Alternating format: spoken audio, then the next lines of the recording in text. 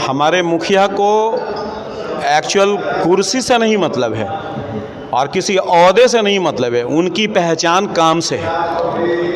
आज उनको 12 सीढ़ी से लेकर के माननीय राहुल यादव को भी नीतीश कुमार के लिए नीतीश कुमार नहीं लड़ते हैं, वो कुर्सी तो लोग बोल कर उनको। मायूर जेल के प्रवक्ता शहजाद हुसैन साहब से वो ये जो रिज़ल्ट का जो कल नताइज जो आए हैं, इस पर जो है आप मरकज़ी हुकूमत के अंदर आपको मुदाखलत होगी, शमूलियत होगी या नहीं होगी, मैं इस पर भी कुछ आपसे चर्चा करूँगा।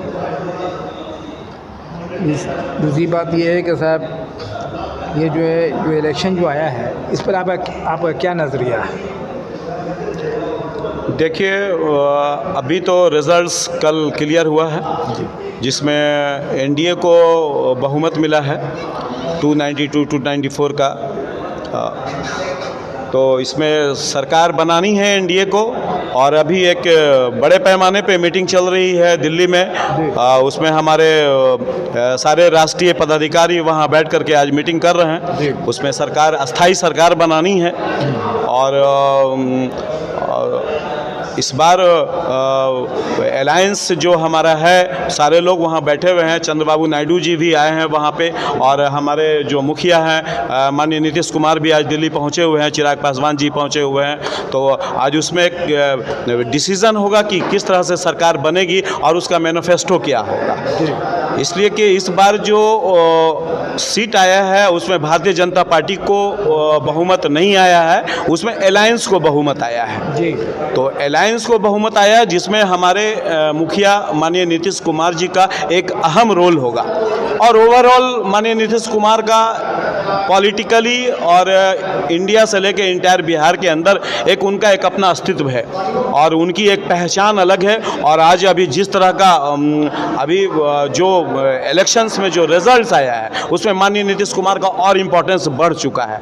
इसलिए कि और एक ऐसा चेहरा है माननीय नीतीश कुमार का, जिसको लोग चाहते भी हैं कि एनडीए में एक मुख्य दावेदार के रूप में माननीय नीतीश कुमार को पेश किया जाए।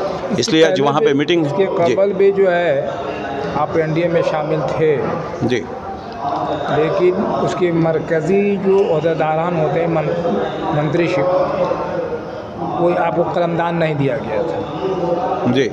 तो इस बार हम यानी क्या ये करें कि साहब आपको कलमदान मिलेगा ही, या मिलेगा तो क्या मिलेगा, इसका क्या क्राइटेरिया होगा? मैं इस पर देखिए, हमारे मुखिया को एक्चुअल कुर्सी से नहीं मतलब है और किसी ओहदे से नहीं मतलब है, उनकी पहचान काम से है। आज उनको 12 सीट आया है। सारे लोग कह रहे थे कि माननीय नीतीश कुमार को इस बार बहुत ज़्यादा लॉस होगा और उनकी स्थिति ऐसी ख़राब हो जाएगी कि उनकी पार्टी ख़तरे में पड़ जाएगी। लेकिन आज सामने नज़र आ रहा है कि माननीय नीतीश कुमार का क्या रोल है। बल्कि आज माननीय मोदी से लेकर के माननीय राहुल यादव को भी नीतीश कुमार को याद करना पड़ रहा है, समझ लीजिए। तो एक माननीय नीतीश कुमार का एक अलग योगदान है, और कुर्सी के लिए नीतीश कुमार नहीं लड़ते हैं, वो कुर्सी तो लोग बोल कर उनको देंगे, ये बात आप जान लीजिए। यानी आपका कोई कलमदान में सेंट्रल गवर्नमेंट में नहीं मिले, फिर भी आप उनको यानी अलायंस में रहेंगे? देखिए, अभी तो हम अलायंस से इलेक्शन लड़ा है, हम लोग ने अलायंस से इलेक्शन लड़ा है, तो और अलायंस के साथ हम लोग हैं।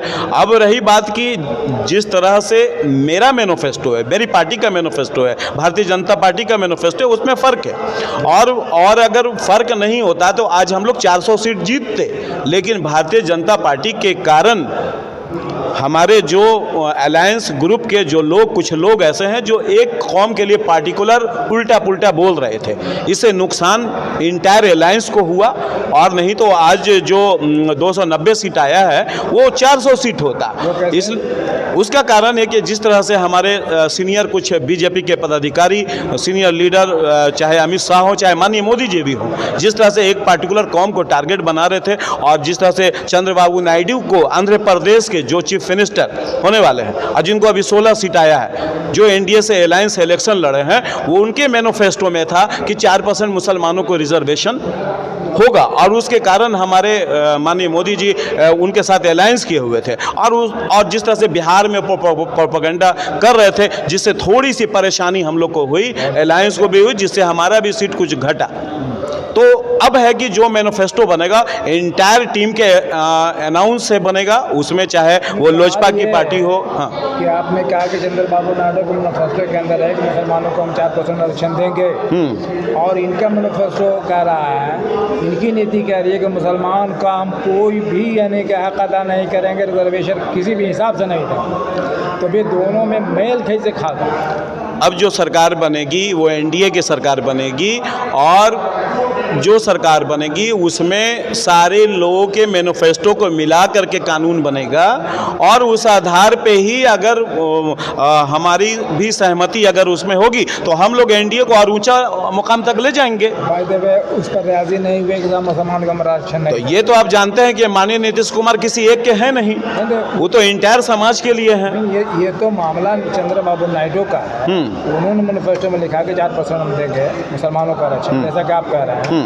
नीतीश कुमार ने तो ऐसा कोई बात नहीं किया। आपने इंटायर इलेक्शन में देखा होगा कि माननीय मोदी, माननीय नीतीश कुमार, अमित शाह जी ने लगातार मुसलमान के खिलाफ और उनके रिजर्वेशन के खिलाफ बोलते रहे, लेकिन क्या नीतीश कुमार ने किसी भी जगह पे इस तरह की बातें उठाई? उनको अपने काम से मतलब है, रोजगार से मतलब है, नौकरी से मतलब है, युवा से मतलब है, महिला से मतलब है, उनको अपने स्टेट को डेवलप करना है। डेवलप के अनुसार ही उनका चेहरा है कि आज उनको आवाम चाहती है कि उनको प्रधानमंत्री बना दिया जाए। नीतीश कुमार से अच्छा कोई चेहरा तो हिंदुस्तान में आज के डेट में नजर ही नहीं आ रहा है। तो आपका रुख एक साइड है, उसका अपोजिट साइड जो है भाजपा का रुख है, उसका डायरेक्शन है, तो दोनों में मेल कैसे खाएगा? एक बात आप जान लीजिए कि